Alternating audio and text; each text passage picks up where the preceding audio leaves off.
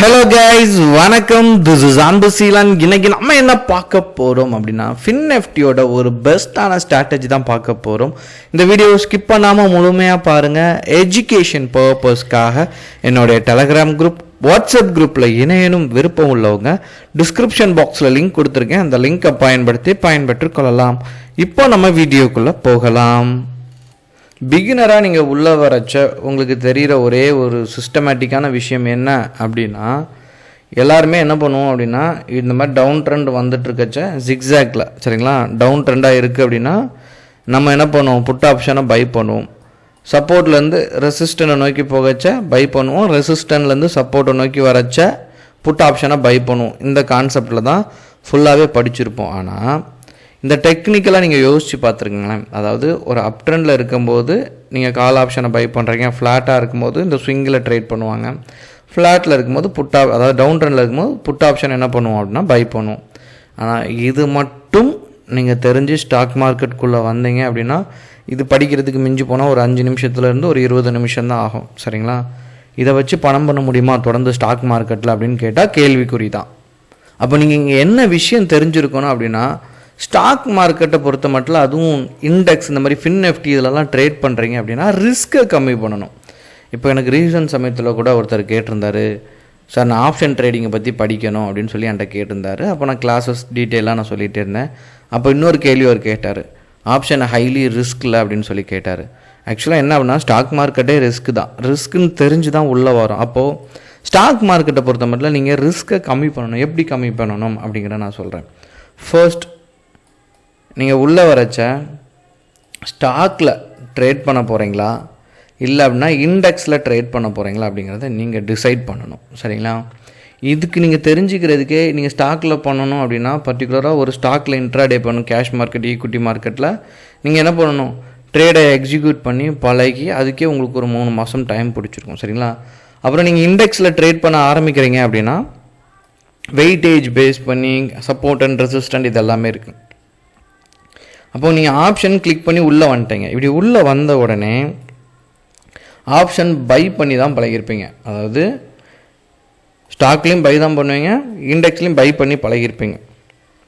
ஆனால் கொஞ்சம் அனுபவம் ஆன பிறகு தான் நமக்கே தெரிஞ்சிருக்கும், ப்ரீமியம் கரைகிறதுனால நமக்கு என்ன வரும் அப்படின்னா லாஸ் வரும் சரிங்களா. இது கொஞ்ச நாள் கழிச்சு தான் நமக்கு புரிதல் வந்திருக்கும். அப்போ என்ன பண்ணுவோம், ஆப்ஷன் செல்லிங் வரணும் அப்படின்னா கேபிட்டல் அதிகமாக தேவைப்படும். இந்த கேபிட்டலுக்கு நம்ம என்ன பண்ணுவோம் அப்படின்னா இதுக்கு டைம் பிடிக்கும் சரிங்களா. இப்போ வந்துட்டு ஆப்ஷனை ரைட் ஆஃப் பண்ணணும். இண்டெக்ஸில் பண்ணுறவா ஸ்டாக்கில் பண்ணவா, இதுக்கு ஒரு 3 months டைம் பிடிக்கும். அப்போ ஸ்டாக்கில் பண்ணுறது தான் பெஸ்ட்டுன்னு ஒரு சமயத்தில் புரிதல் வரும். டெக்னிக்கலாக கொஞ்சம் ஸ்ட்ராங்காக ஐடென்டிஃபை பண்ணுறது ஈஸியாக இருக்கும். இது தெரிஞ்ச உடனே அடுத்து ஒரு வேலை இருக்குது சரிங்களா, இதில் ஹெட்ஜிங் பண்ணணும். ஸோ இந்த ப்ராசஸ் தெரிகிறதுக்கே உங்களுக்கு 3 to 6 months வரைக்கும் உங்களுக்கு என்ன ஆகும் அப்படின்னா டைம் பிடிக்கும். 3 months to 6 months டைம் பிடிக்கும். சிலவங்களுக்கு 1 year டைம் பிடிக்கும். இந்த ப்ராசஸ்க்கு நீங்கள் வெயிட் பண்ணி சின்ன சின்ன லாஸஸ்லாம் ஃபேஸ் பண்ணும் எல்லாமே இருக்குது. அப்போ இது எதுவுமே தெரியாமல் சரிங்களா, இமீடியட்டாக நீங்கள் ட்ரேடிங்கில் வந்துட்டு சப்போர்ட் அண்ட் ரெசிஸ்டன்ட் வச்சு ட்ரேட் பண்ணிங்கன்னா ஃபெயிலியர் தான் வரும். அப்போ இது தாண்டி, இது தெரிஞ்சால் மட்டும் இல்லை, இதை தாண்டியும் சில நுட்பமான விஷயங்கள் இருக்கும். இப்போ பிகினராக இருக்கிறவங்களுக்கு இப்போ நான் பேசுகிறதே கொஞ்சம் வித்தியாசமாக தெரிலாம், கடினமாக தெரிலாம். பட் இதுதான் ப்ராக்டிக்கல் சரிங்களா. ஒரு 1 yearலேயே உங்களுக்கு நல்ல ஒரு புரிதல் வந்துடும். அதனால தான் ஸ்டாக் மார்க்கெட்டில் இனிஷியலாக நீங்கள் உள்ளே வரச்ச சரிங்களா, நிறைய பேர் நிறைய டிப்ஸு கான்வே அப்படி இப்படின்னு சொல்லிட்டு நிறையா பேசுவாங்க. யார் பேச்சும் கேட்காம 10 ரூபா நஷ்டம் பண்ணாலும் அதை நீங்கள் பண்ணதாக இருக்கணும். என்னங்கிறத லேர்ன் பண்ண ஆரம்பிங்க. அப்படி ஆரம்பிச்சிட்டிங்க அப்படின்னா, இப்போ நான் சொல்கிறேன், இன்றைக்கி நீங்கள் பார்த்துட்டிங்க அப்படின்னா FinNiftyயோட எக்ஸ்பைரி டே இன்றைக்கி 7ஆம் தேதி சரிங்களா. இப்போ என்ன பண்ணுங்கள், FinNiftyயை வந்து இதனுடைய கான்ட்ராக்ட் எடுங்க. இப்போ FinNifty எவ்வளோ ட்ராவல் ஆகிட்டுருக்கு அப்படின்னு பார்த்தீங்க அப்படின்னா 21,543 இருக்கா. இப்போ என்ன பண்ணுங்கன்னா, நான் FinNiftyயை பொறுத்த மட்டும்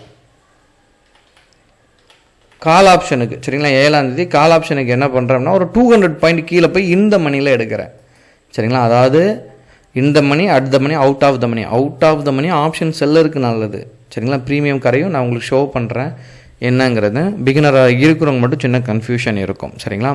இப்போ இது பண்ணிட்டேன். இதில் இருந்துட்டு புட் ஆப்ஷன் நம்ம எடுக்கணும்ல. இப்போ 500 இதுன்னு இருக்குல்ல, அதாவது 21,546 சம்திங் இப்படி இருக்குல்ல, அதுலேருந்து ஒரு 200 பாயிண்ட் மேலே போகும்.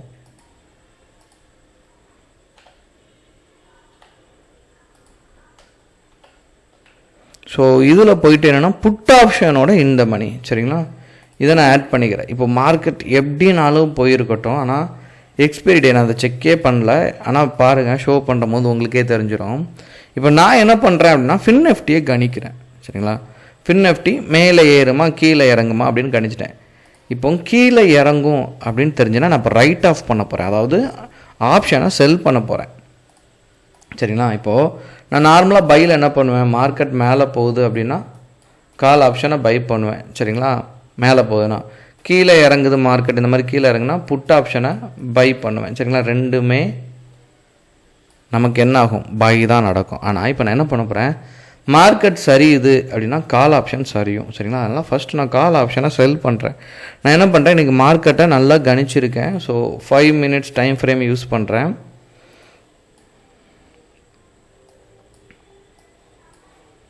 ஸோ இங்கே பார்த்துட்டிங்க அப்படின்னா நான் ரைட் ஆஃப் தான் பண்ணியிருக்கேன். இப்போ கீழே இறங்க ப்ராஃபிட் இதை 500ன்னு எடுத்துக்கோங்க, புரியுதுக்காக சொல்கிறேன். இதை 215 எடுத்துப்போம் சரிங்களா. 250 பாயிண்ட் கீழே இறங்க நமக்கு என்ன இருக்குது, ப்ராஃபிட் கிடச்சிருக்கு. அதேமாதிரி நான் புட் ஆப்ஷனை செக் பண்ணுறேன். இங்கே நான் ஒரு எக்ஸாம்பிளுக்கு சொல்கிறேன். அதாவது ஃபர்ஸ்ட் நான் என்ன பண்ணியிருக்கேன் அப்படின்னா FinNiftyயை பொறுத்த மட்டும் இறங்கும் நினச்சி நான் என்ன பண்ணிட்டேன், கால் ஆப்ஷனை செல் பண்ணிட்டேன். எனக்கு இதே லாபம் தான். சப்போஸ் நீங்கள் எதுவுமே தெரியாமல் மார்னிங் ரெண்டையுமே செல் பண்ணிட்டீங்கன்னு வைங்களேன், எக்ஸாம்பிளுக்கு சொல்கிறேன். காலையும் போட்டுமே அதன் முதல் 5 minutes ஸ்கேனோட ஹை இங்கே பார்த்தீங்க அப்படின்னா ஒரு 150 பாயிண்ட் நமக்கு என்ன ஆயிருக்கு, லாஸ் ஆகிருக்கு. சரி, அதாவது மேலே போக போக நமக்கு லாஸ்.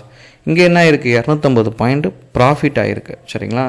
நீங்கள் கழிச்சிங்கன்னா 150ல் நீங்கள் 250ல் 150 நீங்கள் கழிச்சிட்டிங்க அப்படின்னா 100 பாயிண்ட் சாலிடாக ப்ராஃபிட் இருக்குது. அதனால தான் ஆப்ஷன் செல்லிங்கை பொறுத்த மட்டும் நார்மலாக பண்ணாலே ப்ராஃபிட் வரும். அதனால தான் ஃபர்ஸ்ட் நீங்கள் ஒரு ஆக்ஷன் எடுக்கும்போது மார்க்கெட்டை ஃபஸ்ட்டு கணிச்சிட்டிங்க அப்படின்னா இதில் ஒரு விஷயம் இருக்குது. இதை நீங்கள் சரியாக கொண்டு போகலாம். ப்ராஃபிட் வந்துச்சுன்னா நீங்கள் அன்றைக்கி இன்ட்ராடே யூஸ் பண்ணி எடுத்துக்கலாம். மிஸ் ஆச்சு அப்படின்னா ஹெட்ஜிங் பண்ணலாம். ஹெட்ஜிங்கும் மிஸ் ஆகுது அப்படின்னா எக்ஸ்பைரி டேயில் உங்களுக்கு ஓகே ஃபைன் சரிங்களா, ப்ரீமியம் கரையும் ப்ராஃபிட் வரும். எக்ஸ்பைரி டே இல்லாத நாட்களில் நீங்கள் என்ன பண்ணலாம், மறுநாள் எடுத்துகிட்டு போகலாம் சரிங்களா. கால் ஆப்ஷனையும் என்ன பண்ணலாம், புட் ஆப்ஷனையும் செல் பண்ணிவிட்டு மறுநாள் எடுத்துகிட்டு போகலாம். மறுநாள் மார்க்கெட்டில் போயிட்டு ஃபேஸ் பண்ணி மறுநாள் மார்க்கெட்டை என்ன பண்ணுறீங்க, ப்ரெடிக்ட் பண்ணுறீங்க. இல்லை மார்க்கெட் மேலே தான் போகுது அப்படின்னு தெரிஞ்சது அப்படின்னா கால் ஆப்ஷனை ரிலீஸ் பண்ணி விட்ருங்க. புட்டில் ப்ராஃபிட் வந்துடும். அப்போ லாஸுங்கிறது எதார்த்தம். அந்த லாஸ் ஆனால் எவ்வளோ ஆக்ஷன் எடுக்கிறீங்க அப்படிங்கிறது தான் ரொம்ப முக்கியம். அதனால் பிளெண்டியாக யோசிங்க. அதாவது மைண்டை நல்லா எப்படிலாம் யூஸ் பண்ணுங்கள். ஆப்ஷனை பொறுத்த மட்டும் எண்ட் ஆஃப் த டேலாம் உங்களுக்கு ப்ராஃபிட் வேணும். ஸோ ரிஸ்க்கெல்லாம் கம்மி பண்ணிவிட்டு ஈஸியாக பணம் பண்ண கற்றுக்கிட்டீங்க அப்படின்னா you will become a good trader. உங்களுக்கு ஏதாவது டவுட் இருக்குன்னா கண்டிப்பாக கமெண்ட் பாக்ஸில் உங்களுடைய டவுட்டை தெரிவிங்க. Okay guys, thank you so much for வாட்சிங் திஸ் வீடியோ. டாடா, பாய், see you.